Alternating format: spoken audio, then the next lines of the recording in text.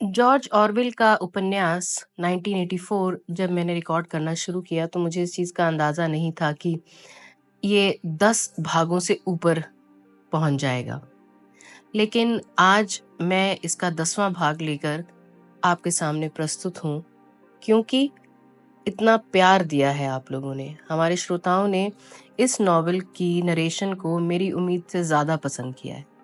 तो दोस्तों, आशा करती हूँ कि अगले 2 एपिसोड्स में हम इस नॉवल की रिकॉर्डिंग को ख़त्म कर देंगे और फिर आपके पास एक पूरी ऑडियो बुक होगी 1984 नॉवल बाय जॉर्ज ऑरवेल की। तो चलिए बिना किसी विलंब के शुरू करते हैं हमारा आज का एपिसोड नंबर 10। विंस्टन थककर चूर-चूर हो गया था। उसे ऐसा लग रहा था कि उसके सारे शरीर की शक्ति किसी ने चूस ली थी। उसे वे कपड़े तक बोझ लग रहे थे जिन्हें वे पहने था। पैरों में फुटपाथ से आते समय चोट लग गई थी। हाथ की मुट्ठी खोलना और बंद करना तक श्रम साध्य था। पिछले 5 दिनों में उसने 90 घंटे काम किया था। उसने ही क्या, मंत्रालय के हर कर्मचारी ने इतना ही काम किया था। अब सब काम खत्म हो गया था और कल सुबह तक के लिए बिल्कुल फुर्सत थी। वह 6 घंटे अपने गुप्त कमरे में और 9 घंटे बिस्तर पर बिता सकता था। धीरे धीरे तीसरे पहर की धूप में वह अंधेरी गली से मिस्टर चारिंगटन की दुकान के ऊपर वाले कमरे के लिए रवाना हुआ। वह पुलिस के गश्ती दल पर भी अपनी आंखें गड़ाए था, परंतु मन ही मन उसे लग रहा था आज अब उससे कोई छेड़छाड़ नहीं करेगा। उसके हाथ में भारी बैग था जो बार बार उसके घुटने से टकरा रहा था। उसके अंदर वही किताब थी। किताब 6 दिन पूर्व उसके पास आई थी, परंतु उसे देखना तो दूर, खोलने तक का अवकाश नहीं मिला था। घृणा सप्ताह के 6ठे दिन इतने जुलूस निकल चुके थे, इतने व्याख्यान हो चुके थे, इतना शोर मच चुका था, इतने गाने गाए जा चुके थे, इतने पोस्टर लग चुके थे, इतनी फिल्में दिखाई जा चुकी थी, इतने बिगुल नगाड़े और दमामे मार्च के साथ पीटे जा चुके थे, इतने टैंक जमीन रौंद चुके थे, हवाई जहाज उड़ चुके थे, तोपें दागी जा चुकी थीं कि यूरेशिया के विरुद्ध लोग बुरी तरह उबल रहे थे। उस समय जनता के क्रोध की दशा ये थी कि यदि उसी समय 2000 यूरेशियन युद्ध अपराधियों को फांसी दी जानी होती तो जनता उनको फांसी दिए जाने के पहले ही उन्हें टुकड़े टुकड़े कर मार डालती। उसी समय घोषणा की गई कि ओशनिया की लड़ाई यूरेशिया से नहीं बल्कि ईस्ट एशिया से है। यूरेशिया मित्र है। विंस्टन लंदन के मध्य स्थित एक स्क्वायर में हुए प्रदर्शनों में भाग ले रहा था। जिस समय ये घोषणा हुई रात का वक्त था। सफेद चेहरे और नीले झंडे रोशनी में चमक रहे थे। स्क्वायर में उस समय हजारों आदमी थे। करीब 1000 बालक गुप्तचर भी थे। बाल पट्टियों से ढके मंच पर अंतरंग पार्टी का एक सदस्य भाषण दे रहा था। वह एक हाथ से माइक्रोफोन को पकड़े था और उसका दूसरा हाथ ऊपर की तरफ हवा में था। आवाज बड़ी सख्त थी।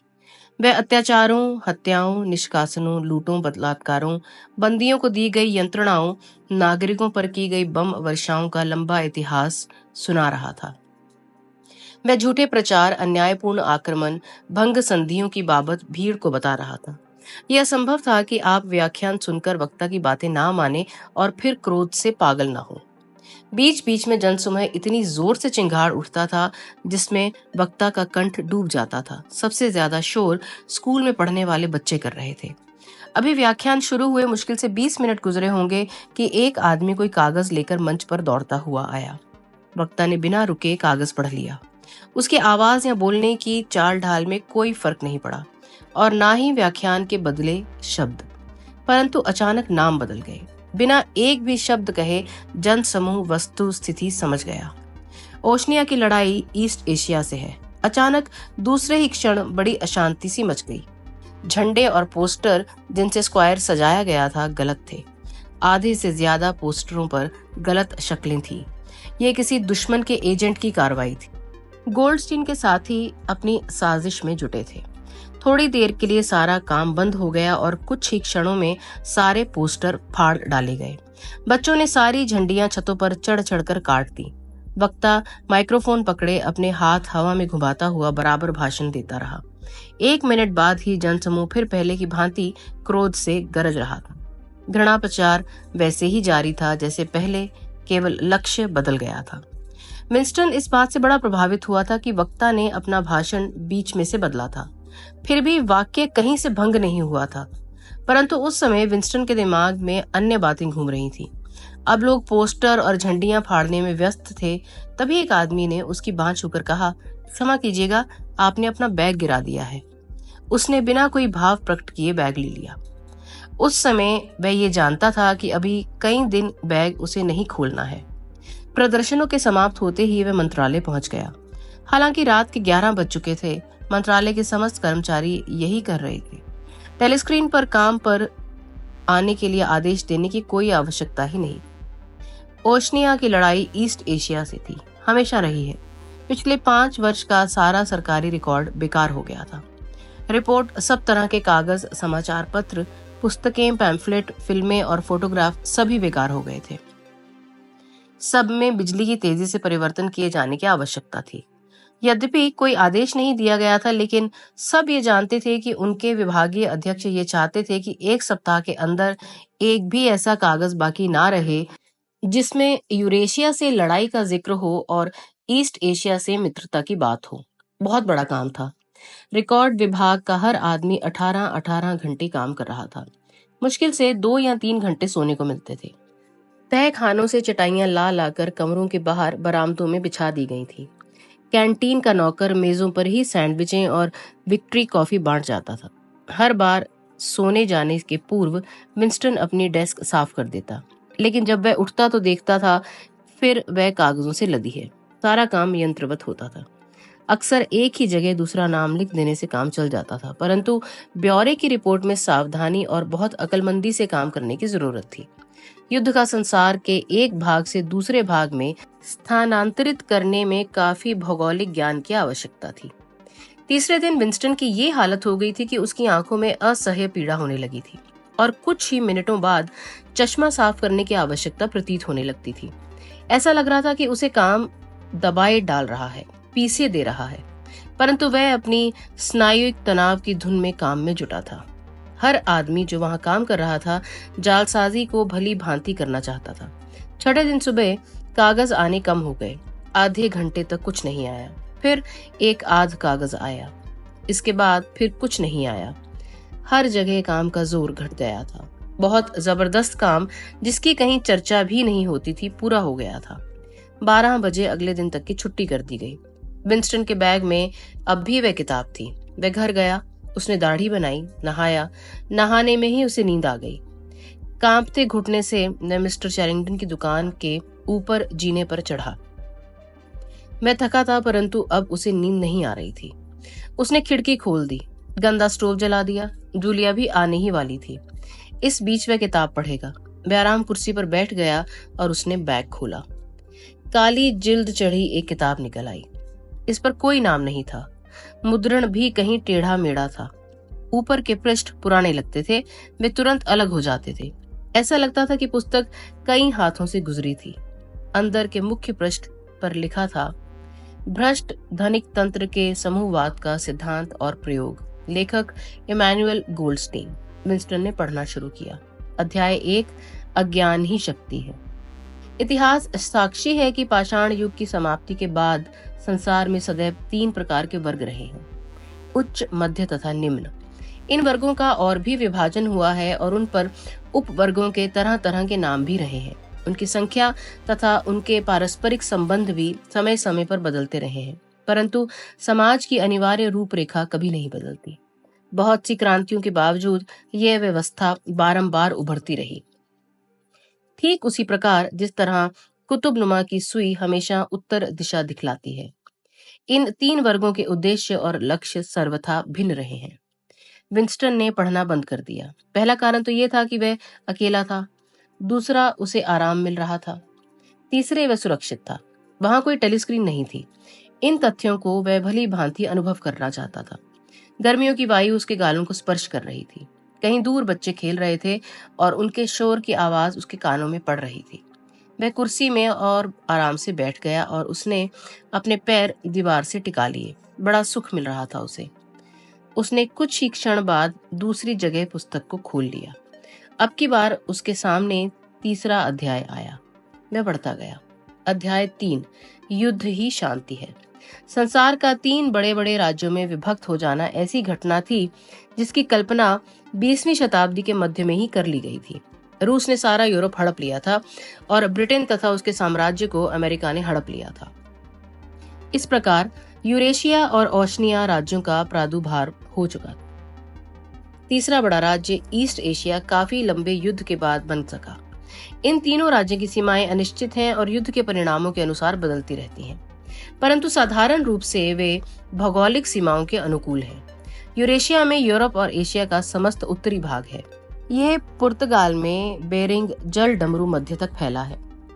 ओशनिया में दोनों अमेरिका, अटलांटिक द्वीप समूह और ब्रिटिश द्वीप समूह है। इसमें ऑस्ट्रेलिया और अफ्रीका के दक्षिणी भाग भी हैं। ईस्ट एशिया अन्य दोनों राज्यों की तुलना में छोटा था। उसकी पश्चिमी सीमाएं यूरेशिया तथा ओशनिया की अपेक्षा अनिश्चित थीं। ईस्ट एशिया में चीन तथा उसके दक्षिण में स्थित अन्य देश जापान और मंचूरिया, मंगोलिया और तिब्बत के क्षेत्र थे, जिनका कुछ भाग कभी ईस्ट एशिया के हाथ में होता था तो कभी ओशनिया या यूरेशिया के हाथ में। ये 3 महाराज्य किसी एक राज्य से मैत्री रखकर तीसरे राज्य से हमेशा पिछले 25 वर्षों से युद्ध करते आ रहे हैं, परंतु अब युद्ध की विभीषिका उतनी भयंकर नहीं रही है जितनी वह 20वीं शताब्दी के कुछ आरंभिक दशकों में थी। युद्ध सीमित बातों पर होता है और तीनों राज्य ये जानते हैं कि वे एक दूसरे को नष्ट नहीं कर सकते। उनके बीच युद्ध का कोई दृढ़ कारण भी नहीं है। इन राज्यों में कोई परस्पर सैद्धांतिक मतभेद भी नहीं है, परंतु इसका मतलब ये नहीं है कि युद्ध में रक्त पिपासा अपेक्षाकृत घट गई है या इन राज्यों के सैनिकों में वीरता की भावना अधिक जागृत हो गई है। इसके विपरीत तीनों राज्यों में जोरों से युद्ध प्रचार होता है। बलात्कार, लूटपाट, बच्चों का कत्ल, सारी जनता को दास बना देना, बंदियों से बदला लेना जिसमें उनको गर्म पानी में उबालना और जिंदा दफना देने के कर्म भी शामिल हैं, बिल्कुल साधारण समझे जाते हैं, लेकिन शर्त यह है कि वे अपने पक्ष की ओर से किए गए हैं। यदि शत्रु पक्ष करता है तो उसका बड़ा विरोधात्मक प्रचार किया जाता है। परंतु अब युद्ध में पहले की अपेक्षा बहुत कम व्यक्ति भाग लेते हैं। लड़ाइयों में हताहत संख्या भी बहुत कम होती है। लड़ाई यदि होती है तो सीमावर्ती क्षेत्रों में होती है और जगह का अनुमान लोग अंदाज से ही कर लेते हैं। यहाँ लड़ाई तैरते किलों के पास होती है जो समुद्री सीमा की रक्षा करते हैं। युद्ध का देश के अन्य भागों में अर्थ होता है उपभोग्य वस्तुओं का शाश्वत अभाव, कभी कभी रॉकेट बम का फट जाना और उनसे कुछ कोड़ी व्यक्तियों का मर जाना। युद्ध का असल मतलब ही बदल गया है। सच तो यह है कि युद्ध के आधार ही बदल गए हैं। वर्तमान युद्ध का यथार्थ रूप समझने के लिए ये जान लेना आवश्यक है कि आजकल युद्ध कभी निर्णयात्मक नहीं हो सकता।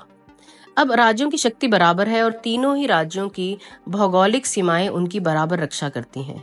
यूरेशिया के पास इतनी अधिक भूमि है कि उसे जीत पाना कठिन है। ओशनिया की रक्षा अटलांटिक महासागर की लंबाई चौड़ाई करती है। ईस्ट एशिया की जनसंख्या बहुत है और वहाँ के लोग बहुत अधिक परिश्रमी हैं। दूसरे, युद्ध करने के लिए कोई भौतिक कारण नहीं है। पहले युद्ध बाजारों के लिए होते थे, अब हर राज्य की अर्थव्यवस्था आत्मनिर्भर है, इसलिए बाजारों की प्रतिद्वंद्विता का प्रश्न ही नहीं है। कच्चे माल की प्राप्ति अब किसी भी राज्य के लिए जीवन या मरण का प्रश्न नहीं है। ये तीनों राज्य इतने बड़े हैं कि इन्हें अपनी ही सीमाओं में यथेष्ट और आवश्यकता अनुसार कच्चा माल मिल जाता है। यदि वर्तमान युद्धों का कोई आर्थिक प्रयोजन है तो वो है मजदूरी करने योग्य मनुष्यों को प्राप्त करना। संसार के कुछ ऐसे क्षेत्र हैं जहां राज्यों की सीमाएं अस्थिर हैं। इन क्षेत्रों में विश्व जनसंख्या का 5वां भाग रहता है। वे स्थान या क्षेत्र हैं टेंजियर, ब्राज़ाविले, डार्विन और हांगकांग। तीनों बड़े बड़े राज्य इन्हीं घनी आबादी वाले क्षेत्रों पर कब्जा कर लेने के लिए बराबर युद्ध करते रहते हैं। विवादग्रस्त क्षेत्रों पर पूर्ण रूप से कभी किसी राज्य का पूर्ण आधिपत्य स्थापित नहीं हो सकता। इन पर प्रतिद्वंदी राज्यों की सत्ता बराबर बदलती रहती है। जो भी शक्ति भूमध्य रेखावर्ती अफ्रीका, मध्य पूर्व, दक्षिण भारत या इंडोनेशियन द्वीप समूह को अपने कब्जे में रखती है, वह सैकड़ों लाख कुलियों को भी सस्ते दामों में पा सकती है। इन क्षेत्रों के लोग करीब करीब गुलाम हो गए हैं, क्योंकि वे एक के बाद दूसरे विजेता के अधिकार में आते जाते रहे हैं। ये ध्यान में रखने योग्य बात है कि युद्ध विवादग्रस्त क्षेत्रों से आगे कभी नहीं बढ़ता। यूरेशिया की सीमाएं कॉन्गो नदी की घाटी और भूमध्य सागर के उत्तरी तट के बीच घटती बढ़ती रहती है। भारतीय महासागर के द्वीपों पर कभी यूरेशिया और कभी ईस्ट एशिया का अधिकार हो जाता है। मंगोलिया में ईस्ट एशिया तथा यूरेशिया की सीमा रेखा कभी स्थायी नहीं हो पाती। ध्रुव के आसपास के बहुत से क्षेत्र पर तीनों शक्तियां दावा करती हैं, लेकिन इसमें अधिकांश प्रदेश में आबादी ही नहीं है और वहां कोई भी नहीं गया है। परंतु शक्ति संतुलन हमेशा लगभग बराबर रहता है। इसी तरह हर राज्य के बीच का भाग हमेशा सुरक्षित रहता है। आधुनिक युद्ध का मुख्य उद्देश्य मशीनों के उत्पादन को जीवन यापन का स्तर बिना ऊंचा उठाए खर्च कर डालना है। 19वीं शताब्दी के आरंभ से ही औद्योगिक समाज के सम्मुख ये समस्या रही है कि अतिरिक्त उत्पादन का क्या किया जाए। वर्तमान काल में जब लोगों को पेट भर भोजन ही मुश्किल से मिलता है, ये समस्या इतनी कठिन नहीं है। फिर भी उत्पादन को नष्ट करने का एक कृत्रिम ढंग अपना काम कर रहा है। सन 1914 के पूर्व जो संसार था, उसकी तुलना में आज की दुनिया भूखी, नंगी और खंड विखंड है। 20वीं शताब्दी के आरंभ में हर पढ़ा लिखा व्यक्ति आज की दुनिया के बारे में ये कल्पना किया था कि वह इतनी धनी, आरामदेह, व्यवस्थित और दक्ष होगी कि उसका कोई ठिकाना नहीं।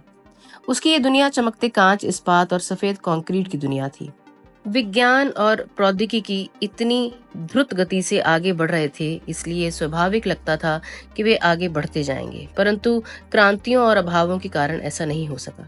कुल मिलाकर आज का संसार 50 साल पूर्व की अपेक्षा कहीं अधिक जंगली है।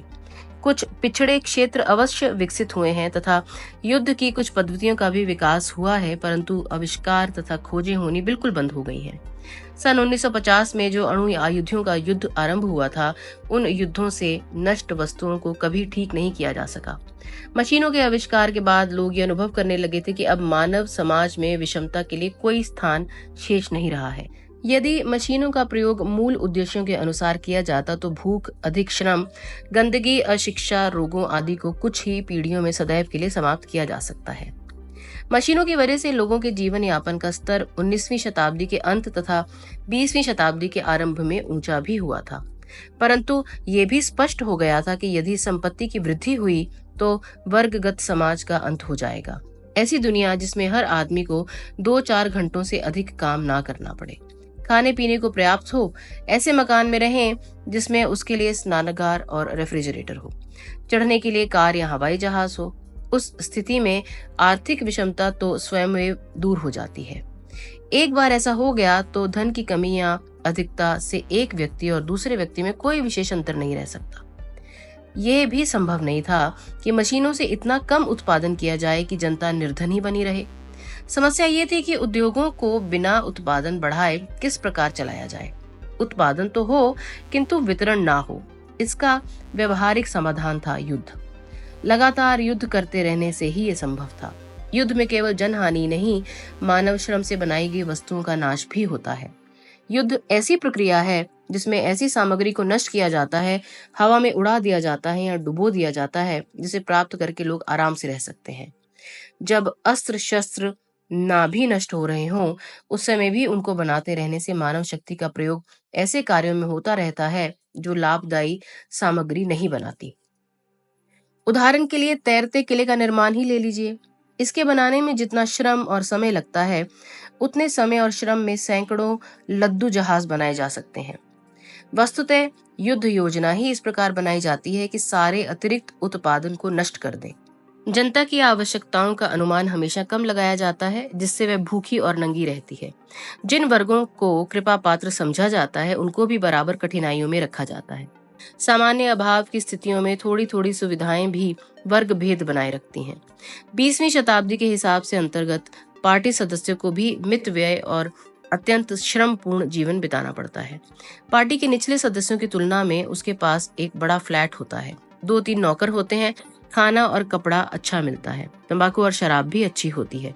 इसी प्रकार पार्टी के निचले सदस्य सबसे निचले मजदूरों के वर्ग के मुकाबले में मजे में होते हैं। सामाजिक जीवन बहुत ही घिरा घिरा होता है। छोटी छोटी चीजें अमीरी गरीबी का फर्क पैदा कर देती हैं, और जब युद्ध का खतरा बराबर बना रहे, उस समय वह स्वाभाविक लगता है कि सत्ता किन्हीं थोड़े से व्यक्तियों के हाथ में ही रहे। युद्ध से केवल वस्तुएं नष्ट ही नहीं होती, बल्कि वे इस तरह नष्ट होती हैं कि लोग उस नाश को अनिवार्य मान लेते हैं। सिद्धांतः मंदिर और पिरामिड बनाकर भी अतिरिक्त वस्तुओं को नष्ट किया जा सकता है। गड्ढों को खोदकर और उन्हें भरने में मानव शक्ति नष्ट की जा सकती है। अतिरिक्त उत्पादन को जलाया जा सकता है, परंतु ये वर्गगत और विशेषाधिकार प्राप्त समाज का आर्थिक आधार ही होगा, भावनात्मक आधार नहीं। परंतु यहाँ नैतिक साहस बनाए रखने का प्रश्न है। जनता जब तक काम में लगी है तब तक वह अन्य बातों की परवाह नहीं करती। युद्ध अच्छी तरह चल रहा है या नहीं, इसकी भी चिंता करने की आवश्यकता नहीं है। केवल आवश्यकता इस बात की है कि ये युद्ध चलता रहे। आगामी विश्व विजय में पार्टी के हर व्यक्ति का अडिग विश्वास होता है। ये विजय या तो धीरे धीरे अधिकाधिक भू क्षेत्र पर कब्जा करने के प्राप्त होती है, या फिर किसी ऐसे शस्त्र के द्वारा जिसका अन्य कोई देश आविष्कार नहीं कर पाएंगे। नए शस्त्रों के लिए बराबर खोज और आविष्कार किए जाते हैं। यही एक ऐसा क्षेत्र है जिसमें कुछ ऐसे व्यक्तियों के लिए स्थान है जिनमें थोड़ी सी मौलिकता है। पुराने अर्थों में अब विज्ञान शेष नहीं रहा है। नई भाषा में विज्ञान जैसा कोई शब्द नहीं है। विचार या चिंता की वे समस्त पद्धतियां जो अनुभूति पर आधारित है, इंग सोच के मूल सिद्धांतों के विपरीत हैं। कला क्षेत्र में संसार या तो यथास्थान है या पीछे जा रहा है। खेतों को घोड़ों से जोता जाता है और पुस्तकें मशीनों से लिखी जाती हैं। पार्टी के 2 लक्ष्य हैं। पहला, सारे संसार के भू क्षेत्र पर कब्जा करना, और दूसरा, स्वतंत्र विचार के सब तरीकों को नष्ट कर देना।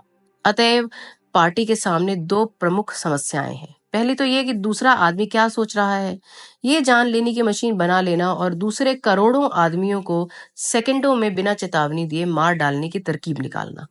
जो विज्ञान अब शेष है उसकी शोध के अब यही 2 विषय हैं। आज के वैज्ञानिक 2 श्रेणियों में विभक्त हैं। पहली श्रेणी में तो वे वैज्ञानिक हैं जो मनोवैज्ञानिक तथा जिज्ञासु हैं। वे असाधारण ब्यौरों से लोगों के चेहरों के भावों, संकेतों, आवाज के मतलब को समझने के लिए सतत रूप से प्रयत्नशील हैं। वे विभिन्न औषधियों का प्रयोग करके ये देखते हैं कि कौन सी चीज ऐसी है जिसको खिला देने से आदमी अपने आप सच सच हृदय की बात बता देता है। वो ये भी देखते हैं कि यंत्रणा देकर, घबरा देने वाली बातें कहकर, सम्मोहन आदि द्वारा किस प्रकार असल बात उगलवाई जा सकती है।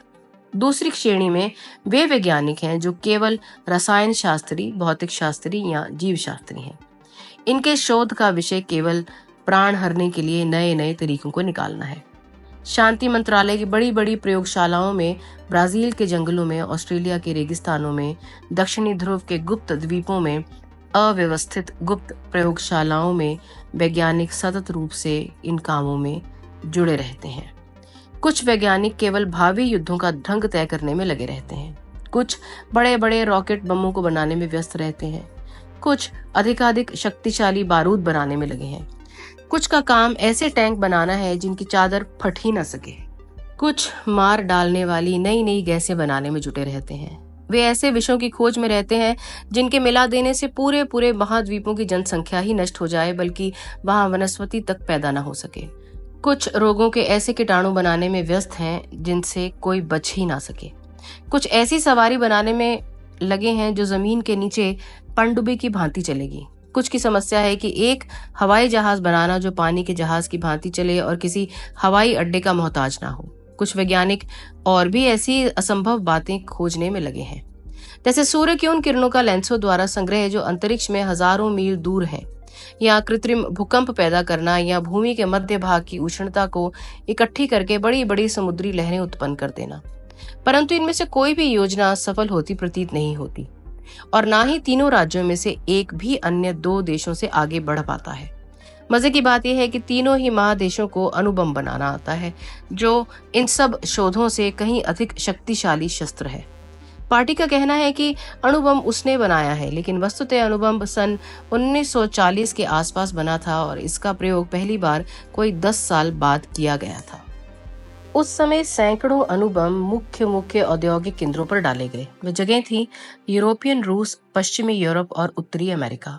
इन बमों को गिराने का मतलब ये था कि सब देशों के शासक ये समझ लें कि यदि कुछ और बम गिरे तो व्यवस्थित समाज का अंत हो जाएगा, और उसके साथ ही उनकी शासन व्यवस्था का भी। इसके बाद कोई समझौता तो नहीं हुआ, लेकिन कोई बम नहीं गिराया गया। सब राज्य बम बना कर रखते गए और इसका इंतजार करते रहे कि जब मौका आएगा तब इनको काम में लाया जाएगा। इस बीच युद्ध जहां का तहां स्थिर है। इसे कोई 30-40 वर्ष हो गए हैं। हेलीकॉप्टरों का पहले से ही अधिक प्रयोग होने लगा है। बम वर्षक हवाई जहाजों के स्थान पर स्वचालित रॉकेट प्रयोग में आने लगे हैं। युद्धपोतों के स्थान पर तैरते किलों का प्रयोग होने लगा है, जो करीब करीब इस तरह के बने हैं कि उनको डुबोया ही नहीं जा सकता। इसके अलावा अन्य कोई विकास कार्य नहीं हुआ है। टैंक, पनडुब्बी, टारपीडो, मशीन गनों, राइफलों आदि का अब भी प्रयोग होता है। प्रेस और टेलीस्क्रीन के प्रचार के बावजूद ऐसे युद्ध फिर कभी नहीं हुए जिनमें क्रांति के पूर्व कुछ सप्ताहों में ही करोड़ों व्यक्ति मारे गए थे। कोई भी बड़ा राज्य ऐसा काम कभी नहीं करता जिसमें पूर्ण पराजय की संभावना हो। जब भी कोई बड़ा आक्रमण किया जाता है तो वह मित्र देश के विरुद्ध आकस्मिक हमले के रूप में होता है। तीनों राज्यों की सामरिक नीति लगभग एक सी ही है। योजना ये है कि अपने शत्रु देश को उसके चारों तरफ अड्डे बनाकर घेर लिया जाए। इस उद्देश्य की पूर्ति में धोखे से हमले करने की नीति का पूरा प्रयोग किया जाता है। नीति ये है कि पहले दोस्ती कर ली जाए, इसके बाद उस समय तक चुप रहा जाए जब तक दोनों पक्षों के प्रति हृदय में एक दूसरे के प्रति कोई संदेह नहीं रह जाए, और फिर अचानक हमला करके इच्छित स्थान पर कब्जा कर लिया जाए। इस सभी महत्वपूर्ण स्थानों पर रॉकेटों से अणुबमों को गिराने की पूरी तैयारी कर ली जाए। अणुबम वर्षा में ये ध्यान रखा जाए कि शत्रु बदला ना ले सके। इसी बीच दूसरे शत्रु देश से मित्रता की संधि करने की तैयारी कर ली जाए। ये योजना दिवा स्वप्न मात्र है, इसकी पूर्ति असंभव है। भूमध्य रेखा के विवादग्रस्त क्षेत्रों को छोड़कर तथा ध्रुव प्रदेश के अतिरिक्त अन्य किसी स्थान में युद्ध नहीं होता। यूरेशियन चाहे तो आसानी से ब्रिटिश द्वीप समूह पर कब्जा कर सकता है। भौगोलिक दृष्टि से ब्रिटिश द्वीप समूह है भी यूरोप का ही अंग। इसी प्रकार ओशनिया आसानी से यूरेशिया की पश्चिमी सीमाओं को राइन या विस्चुला तक खिसका सकता है, परंतु कोई इस तरह की बात नहीं करता। यदि ओशनिया उन क्षेत्रों पर कब्जा करना चाहे जिन्हें कभी फ्रांस और जर्मनी माना जाता था, उसे या तो वहां की सारी आबादी को खत्म करना होगा, जो बड़ा कठिन काम है, और या फिर उस आबादी को आत्मसात करना होगा जिसका तकनीकी ज्ञान लगभग उतना ही है जितना ओशनिया के लोगों का। यही समस्या अन्य दोनों राज्यों के सामने भी रहती है। ये आवश्यक है कि तीनों देशों का परस्पर कोई संबंध न रहे। इसका अपवाद केवल युद्ध बंदी या काले दास ही हैं, जो विदेशी के रूप में एक से दूसरे राज्य में आते जाते हैं। सरकारी तौर पर जो मित्र देश होता है उसे भी शक की निगाह से ही देखा जाता है। युद्ध बंदियों को छोड़कर ओशनिया का औसत नागरिक कभी किसी विदेशी को नहीं देखता। वह यूरेशिया या ईस्ट एशिया की भाषा भी नहीं सीख सकता। यदि वह अपने पड़ोसी देशवासियों से मिले तो उसे ज्ञात होगा कि वे भी उसी तरह के हाड़ मांस के जीव हैं, और विदेशियों के बारे में उसे जो कुछ बतलाया गया है वह सब कुछ झूठ है। जिस मुहरबंद दुनिया में वह रहता है उसके बंद दरवाजे टूट जाएंगे, डर, घृणा आदि समाप्त हो जाएगी। अतएव हर एक राज्य ये चाहता है कि ईरान, मिस्र, जावा या सिलोन पर जहां चाहे जितनी बार उसका कब्जा हो जाए, चाहे कितनी बार वे उसके हाथ से निकल जाएं, परंतु देश की मुख्य सीमाएं उनके नागरिक कभी पार न करें। सीमा पार करने का हक केवल रॉकेट बमों का ही है। इसकी तह में यह तथ्य छिपा है कि तीनों राज्यों में जीवन यापन का स्तर लगभग समान है, परंतु इसे कोई मुंह पर नहीं लाता। ओशनिया में प्रचलित दर्शन इंग सोच कहलाता है, यूरेशिया में नव बोल्शेविज्म और ईस्ट एशिया में मृत्यु पूजा या आत्मबलि। ओशनिया के नागरिकों को दूर देशों के दर्शनों के संबंध में कुछ भी पढ़ने की मनाही है, परंतु उनसे कहा जाता है कि वे इनको बर्बरतापूर्ण दर्शन समझें और ये मानें कि वे अनैतिक हैं। सच यह है कि तीनों दर्शनों में कोई स्पष्ट अंतर है ही नहीं। वे दर्शन जिस सामाजिक रूपरेखा का समर्थन करते हैं उनमें भी कोई फर्क नहीं है। वही शीर्ष पर सारी शक्ति केंद्रित है। उसी तरह हर देश में अर्ध ईश्वर रूपी नेता की पूजा होती है। अतएव इसका निष्कर्ष ये है कि ये तीनों महाराज्य एक दूसरे को जीतने में तो असमर्थ हैं ही, साथ ही वे जानते हैं कि विजय प्राप्त कर लेने से कोई लाभ नहीं होगा। वे ये भी जानते हैं कि युद्ध शाश्वत रूप से चलना चाहिए और जीत किसी की भी नहीं होनी चाहिए। इसलिए प्राचीन काल के युद्ध की तुलना में आज का युद्ध जाली है।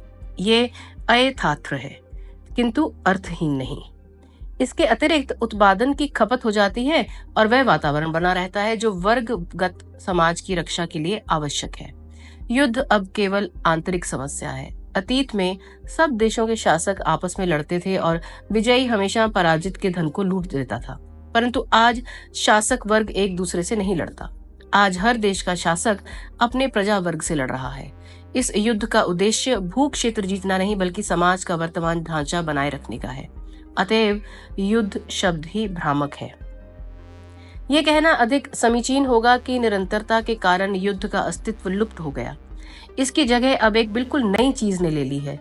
यदि तीनों राज्य आपस में ये तय कर लें कि वे शांति से रहेंगे और एक दूसरे पर हमला नहीं करेंगे, तो भी उसका वही असर होगा जो आज है। ऐसी अवस्था में हर राज्य का अपना विश्व होगा। वे बाहरी खतरों से उत्पन्न स्वस्थ दृष्टिकोण से वंचित रहेंगे।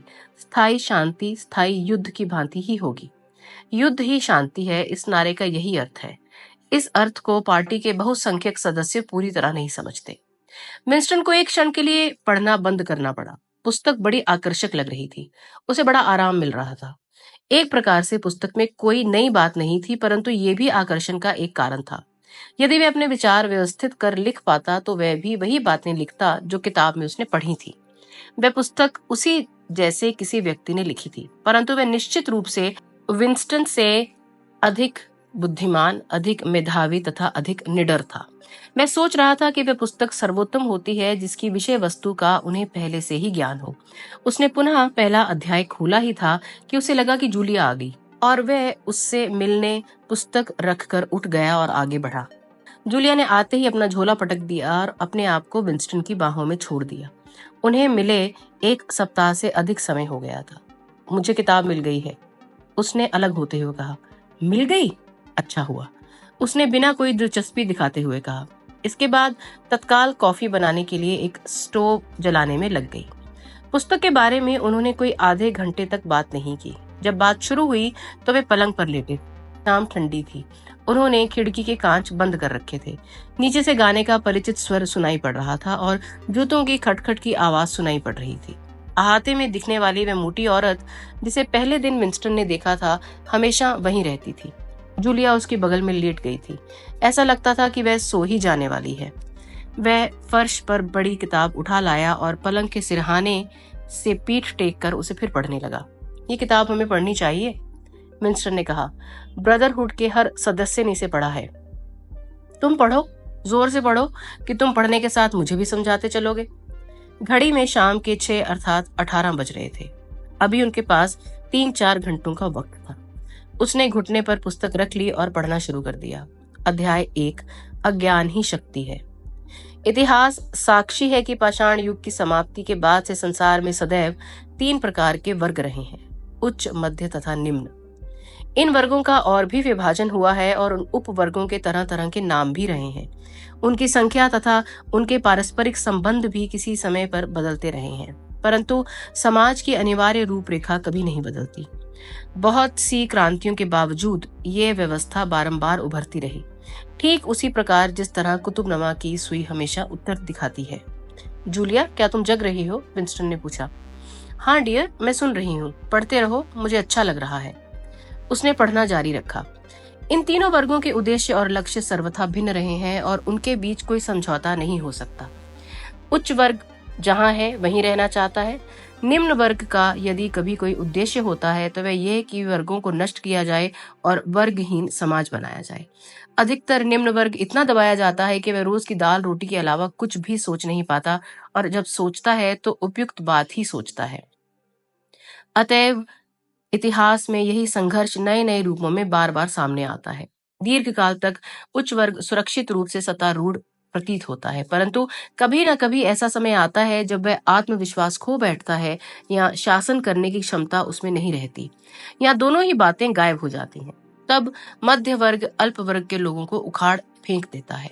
मध्य वर्ग के लोग निम्न वर्ग को ये कहकर अपनी तरफ मिला लेते हैं कि वे स्वतंत्रता तथा न्याय के लिए दासता के विरुद्ध लड़ रहे हैं और स्वयं उच्च वर्ग के सदस्य बन बैठते हैं।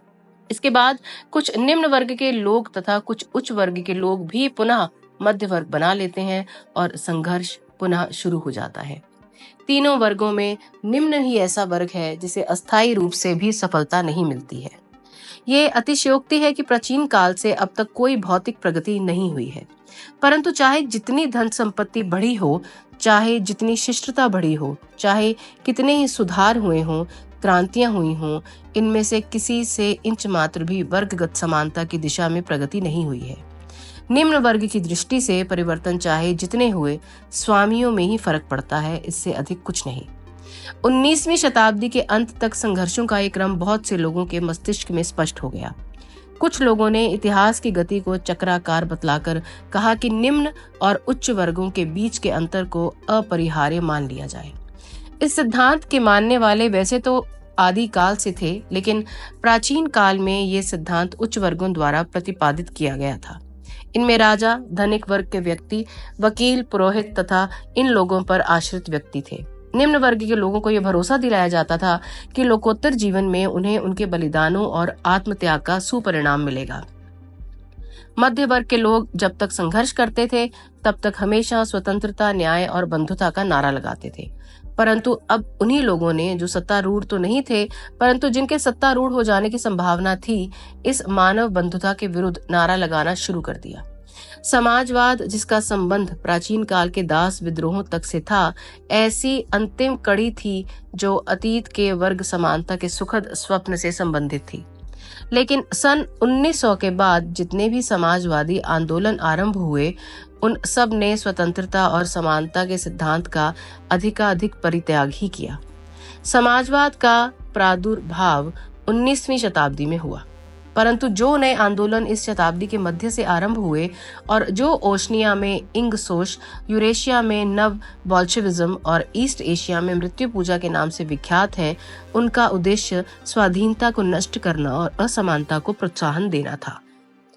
इसमें संदेह नहीं कि ये नए आंदोलन पुरानों में से ही शुरू हुए, परंतु वे पुराने समाजवाद से केवल मौखिक सहानुभूति ही रखते थे। इन सब उद्देश्य प्रगति को अवरुद्ध करना और इतिहास को उचित अवसर पर आगे बढ़ने से रोक देना ही इनका काम है। पहले की तरह उच्च वर्ग मध्य वर्ग द्वारा अपदस्थ होना था। मध्य वर्ग को उच्च वर्ग बन जाना था, परंतु इस बार उच्च वर्ग ने ऐसी पैंतरेबाजी की कि उसे कोई ऊंचे आसन से हटा ही न सके। ये नया सिद्धांत कुछ तो ऐतिहासिक ज्ञान के संचय से था और कुछ ऐतिहासिक घटनाओं की कल्पना से। इतिहास की चक्राकार गति को अब समझ लिया गया था, या कम से कम ऐसा लगता था। यदि इतिहास की गति समझ ली गई थी तो लोगों का ख्याल था कि उसे बदला भी जा सकता है। लेकिन इसका मुख्य कारण ये था कि 20वीं शताब्दी के आरंभ में ऐसा प्रतीत होने लगा था कि मानव समानता स्थापित हो जाने की संभावना है। ये सच है कि हर आदमी एक सा ही मेधावी नहीं होता और कोई किसी काम के उपयुक्त तो होता है तो कोई किसी के, परंतु अब वर्ग विषमता या धन के बाहुल्य से उत्पन्न असमानता के लिए कोई स्थान नहीं था। आरंभिक युगों में वर्ग भेद अनिवार्य ही नहीं, वांछनीय भी था। असमानता सभ्यता का मूल थी, परंतु मशीनों से उत्पन्न होने वाले उत्पादन के कारण स्थिति बदल गई। यदि ये जरूरी भी हो कि लोग अलग अलग ढंग के काम करें, तो भी यह आवश्यक नहीं था कि भिन्न सामाजिक या आर्थिक स्तरों पर रहें।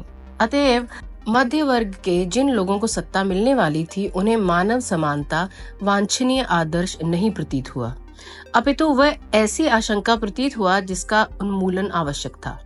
20वीं शताब्दी के चौथे दशक से ही हर राजनीतिक सिद्धांत ने तानाशाही का समर्थन शुरू कर दिया। पृथ्वी पर स्वर्ग लाने की कल्पना का ठीक उसी समय परित्याग कर दिया गया जब उसे मूर्त रूप देना संभव हो गया था। हर नया राजनीतिक सिद्धांत वर्गगत समाज और दमन का समर्थन करने लगा। सन 1930 के आसपास इस राजनीतिक संकीर्णता और कठोरता के कारण वे बातें भी होनी आरंभ हो गईं जो काफी दिनों से बंद थी, जैसे बिना मुकदमे के नजरबंद कर देना, युद्ध बंदियों का दासों की भांति प्रयोग, सार्वजनिक रूप से फांसी देना, इकबाली बयान के लिए यातना देना तथा सामूहिक रूप से लोगों को निष्कासित कर देना। इन बातों को न केवल शुरू ही कर दिया गया, अपितु इन्हें बर्दाश्त भी किया जाने लगा और पढ़े लिखे लोग भी इनका समर्थन करने लगे।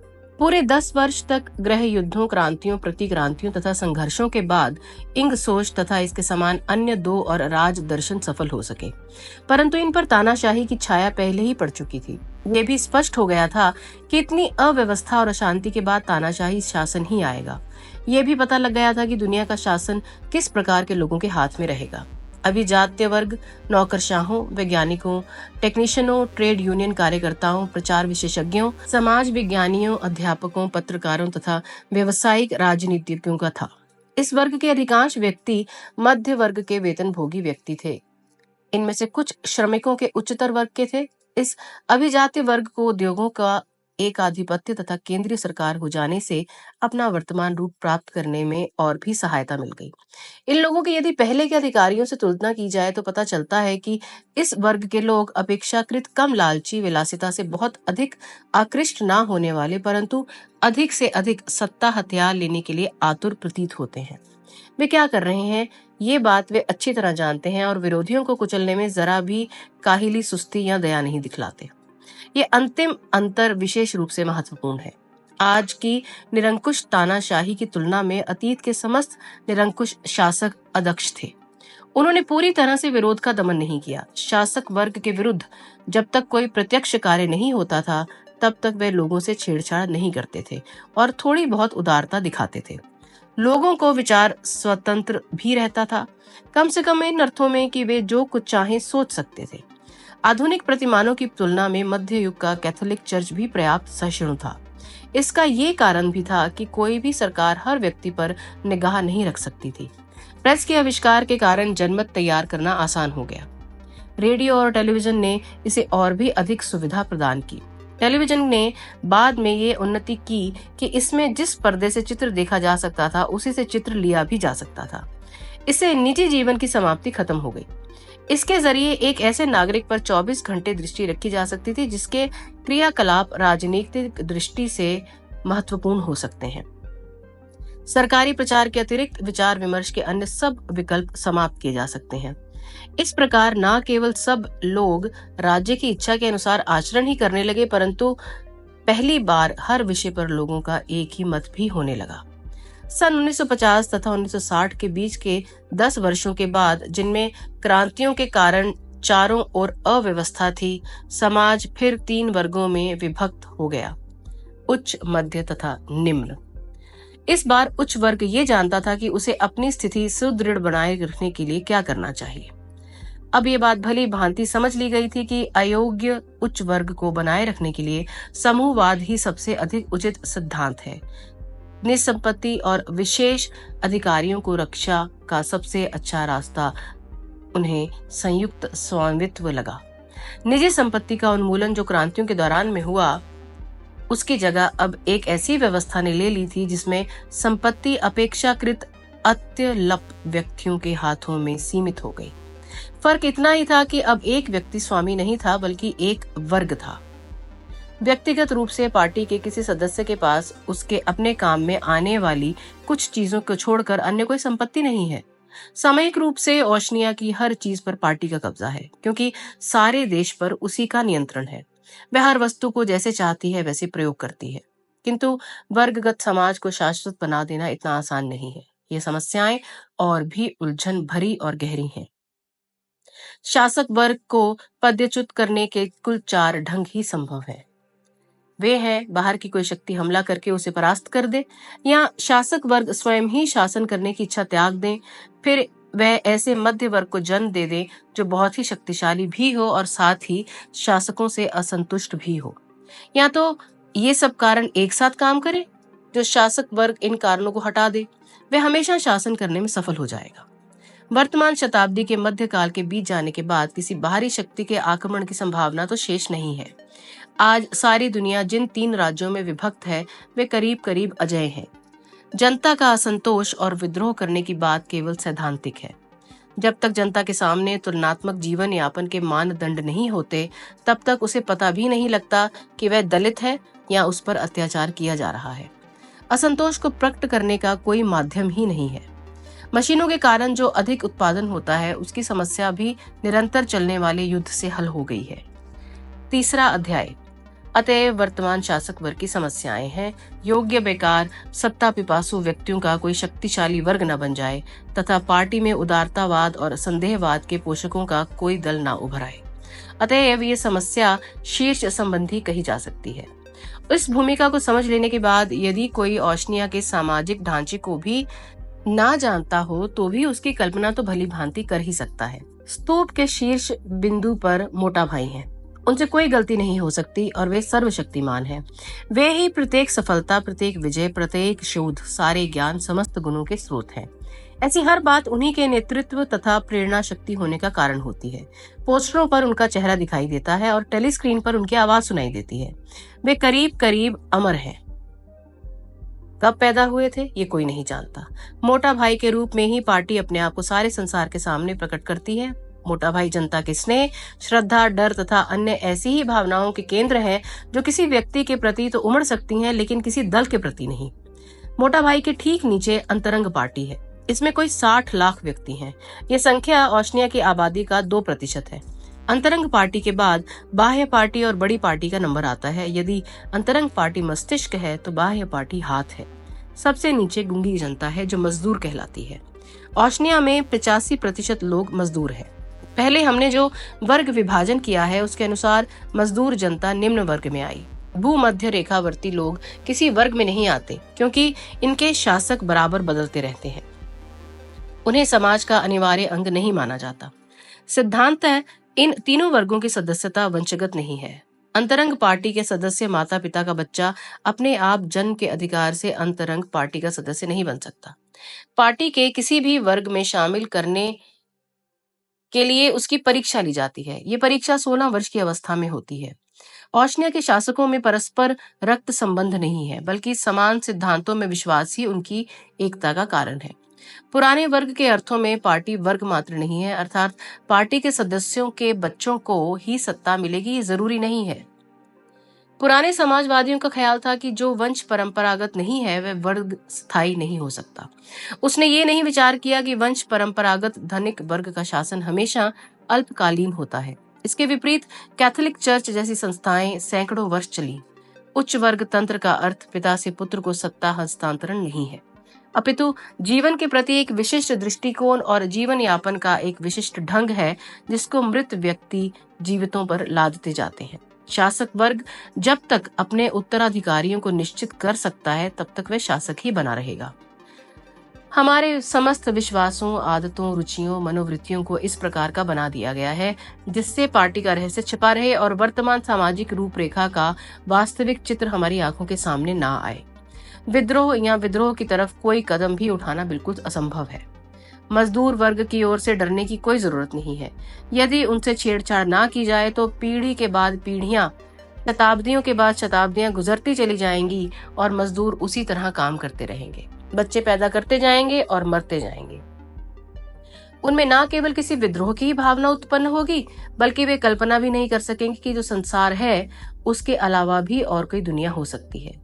यदि औद्योगिक प्रगति के लिए उन्हें उच्च शिक्षा दी गई तो वे अवश्य खतरनाक सिद्ध हो सकते हैं। लेकिन अब सैनिक और औद्योगिक होड़ शेष नहीं रह गई हैं। इसलिए लोगों को दी जाने वाली शिक्षा का स्तर भी गिरता जा रहा है। बौद्धिक स्वतंत्रता भी उनको इसलिए दी गई है कि उनमें विचार करने की बुद्धि ही नहीं है। इसके विपरीत पार्टी में छोटे से छोटे विषय पर छोटे से छोटे सदस्य के विमत को बर्दाश्त नहीं किया जाता। जन्म से मृत्यु तक पार्टी सदस्य पर विचार पुलिस की दृष्टि रहती है। वह जब एकांत में होता है तो उसे पता नहीं होता कि वह अकेला है। वह सोता हो या जागता, काम कर रहा हो या आराम कर रहा हो या बिस्तर पर हो, वह चाहे कहीं हो, बिना पूर्व सूचना के उसके पास पुलिस पहुंच सकती है या उस पर इस तरह नजर रखी जा सकती है कि उसे पता ही ना चले। कोई भी काम जो पार्टी सदस्य करता है, पार्टी उससे उदासीन नहीं रह सकती। उसके मित्रों, उसके मनोरंजन या विश्राम के ढंगों, अकेले में उसकी बुदबुदाहट, एकांत में उसके भावों तक का अध्ययन किया जाता है। वास्तविक कदाचरण ही नहीं, सनक, स्नायुओं की बेकली या ऐसी समस्त बातों का अध्ययन और विश्लेषण किया जाता जिससे मानसिक संघर्ष का भाव व्यक्त होता है। उसके आचरण का नियमन किसी कानून या आचार संहिता से नहीं होता। ओशनिया में कोई कानून नहीं है। ऐसे विचार या कार्य जिनके द्वारा मृत्युदंड मिल सकता है, करने की मनाही नहीं है। वस्तुतः शुद्धिकरण, गिरफ्तारियां, यंत्रणाओं, कारागारवासों तथा मार डालने का जो अनंत सिलसिला है, वह ये नहीं प्रकट करता कि पकड़े गए सारे व्यक्तियों ने कोई न कोई अपराध किया है, बल्कि उनमें वे व्यक्ति अधिक संख्या में होंगे जिनसे भविष्य में किसी अपराध के लिए किए जाने की संभावना होगी। पार्टी सदस्य का मत भी पार्टी के अनुकूल होना जरूरी नहीं है, बल्कि ये भी जरूरी है कि उसके भाव भी पार्टी के विरुद्ध ना हो। पार्टी क्या चाहती है ये कभी नहीं बताया जाता। सच तो यह है कि यदि वह साफ साफ अपनी मंशा प्रकट कर दे तो इंग सोच की परस्पर विरोधी बातें प्रकाश में आ जाती हैं। यदि कोई व्यक्ति पार्टी का भक्त है तो उसे अपने आप पता चल जाएगा कि क्या बात सही है और क्या गलत। परंतु सच बात तो यह है कि उसे बचपन में जो शिक्षा मिलती है उसके कारण उसमें सोचने की शक्ति ही शेष नहीं रह जाती। पार्टी सदस्य की कोई निजी भावनाएं नहीं होनी चाहिए। उसे निरुत्साहित भी नहीं दिखलाई पड़ना चाहिए। विदेशियों के प्रति हमेशा क्रुद्ध रहना चाहिए और उसमें घृणा करनी चाहिए। यही भाव देश के प्रति विश्वासघात करने वालों के संबंध में होना चाहिए। जीवन यापन की दशाओं के प्रति असंतोष की प्रतिदिन प्रचार की फिल्में दिखाकर समाप्त कर दिया जाता है। अन्य प्रकार की विद्रोही भावनाओं को पार्टी के अनुशासन की शिक्षा द्वारा समाप्त किया जाता है। बच्चों को सिखाया जाता है कि वे किसी प्रकार अपराध पूर्ण विचार के निकट पहुंचते ही आगे सोचना बंद कर दें। अपराध रोकने वाली शिक्षा का अर्थ है ऐसी मूर्खता की स्थिति प्राप्त कर लेना जो जीवन की रक्षा करती रहे। इसके विपरीत पार्टी भक्ति का मतलब है मानसिक शक्ति पर इतना नियंत्रण रहे कि आप उसे जैसा चाहे मोड़ दें। ठीक उसी तरह जिस प्रकार सर्कस का पहलवान अपने शरीर को जिधर चाहे मोड़ सकता है। औशन्य का समाज इस विश्वास पर आधारित है कि मोटा भाई सर्वांत अंतर्यामी है और पार्टी कभी कोई गलती ही नहीं कर सकती। परंतु वस्तुतः मोटा भाई सर्वांतर्यामी नहीं है और पार्टी भी गलतियां कर सकती है। अतएव तथ्यों को बराबर गढ़ते रहने के लिए अथक परिश्रम की आवश्यकता है। यहाँ पार्टी के हित को दृष्टि में रखते हुए काले को सफेद कहना और सोचना पड़ता है। अतीत की बातों को इसलिए बदलते रहने की जरूरत है। अतीत की घटनाओं में परिवर्तन के दो कारण हैं। इनमें से एक तो सावधानी बरतना कहा जा सकता है। वह यह है कि पार्टी के छोटे सदस्य भी जीवन के कठिन परिस्थितियों को केवल इसलिए बर्दाश्त करते हैं क्योंकि उनके सामने तुलना करने के लिए कोई चीज नहीं है। इसी दृष्टि से पार्टी सदस्यों को इतिहास का ज्ञान भी नहीं होना चाहिए, क्योंकि इस ज्ञान के अभाव में वे ये कभी नहीं जान सकेंगे कि उनके पूर्वज उनकी अपेक्षा अच्छी स्थिति में रहते थे। उसे तो वही लगना चाहिए कि उसके जीवन यापन के प्रतिमान सुधरते जा रहे हैं। भाषण और रिपोर्ट ही पर्याप्त नहीं है। पिछले रिकॉर्ड भी इस तरह दुरुस्त होने चाहिए कि पार्टी के अनुमान सही साबित हो। ये भी दिखाया जाए कि पार्टी के सिद्धांतों या उसके मित्रों में कभी कोई परिवर्तन नहीं हुआ है। इसकी वजह यह है कि सिद्धांत बदलने का या मित्र परिवर्तन करने से भी कमजोरी प्रकट होती है। यदि तथ्य विपरीत हो तो यह जरूरी है कि उनको अनुकूल बनाया जाए। इस प्रकार इतिहास बराबर लिखा जाता है। सत्य मंत्रालय का ये काम इतना जरूरी है कि जितना षड्यंत्रों के दमन का काम जो प्रेम मंत्रालय करता है। इंग सोच के दर्शन का मुख्य तत्व है ये सिद्धांत कि अतीत बदल सकता है। विगत घटनाओं का कोई भौतिक प्रमाण नहीं है सिवाय इतिहास के और स्मृति के। अतीत वही है जो पिछला इतिहास और स्मृति कहे। चूंकि इतिहास पर पार्टी का नियंत्रण है और पार्टी का अपने सदस्यों के दिमागों पर भी नियंत्रण है, इसलिए अतीत वही है जो पार्टी कहती है। यदि किसी को रिकॉर्डों में परिवर्तन करना पड़े या अपनी स्मृति को ठीक करना पड़े तो ये भी जरूरी है कि वह जो कुछ करे उसे भूल जाए। इसकी तरकीब ये है कि बहुसंख्यक पार्टी सदस्य वही बात कहने लगते हैं जो नए रिकॉर्डों में होती है तथा अन्य लोगों को भी वही बात माननी पड़ती है। इसे यथार्थ नियंत्रण कहते हैं। नई भाषा में इसे द्वैध विचार कहते हैं। द्वैध विचार का मतलब है अपने दिमाग में दो तथ्यों को रखना और दोनों पर ही विश्वास करना। पार्टी का बुद्धिवादी सदस्य जानता है कि उसे किस दिशा में अपनी स्मृति को मोड़ना है। इतनी चेतना होनी चाहिए कि कोई गलती ना होने पाए और इतनी अचेतना की काम होने के बाद वह परिवर्तन की क्रिया को भूल जाए। विश्वास पूर्वक झूठ बोलने, असुविधा पैदा करने वाले सत्य को भुला देना, आवश्यकता पड़ने पर सत्य को याद कर लेना और जब तक जरूरी हो याद रखना और फिर भुला देना, ये सब निहायत जरूरी है। द्वैध विचार के प्रयोग द्वारा जानबूझकर आप किसी जानकारी को भुला देते हैं और इस प्रकार आप एक झूठ के सहारे सच्चाई की सीमा को कूदकर पार कर जाते हैं। इस प्रकार पार्टी हजारों वर्षों की गति को रोक सकती है, इतिहास की धारा को अवरुद्ध कर सकती है। अतीत के वर्ग तंत्रों का पतन इसलिए हुआ कि वे या तो कामचोर हो गए और या उनके विश्वास की जड़ें हिल गई। या तो वे बेवकूफी करने लगे या बदलती परिस्थितियों के अनुकूल अपने आप को नहीं बना सके।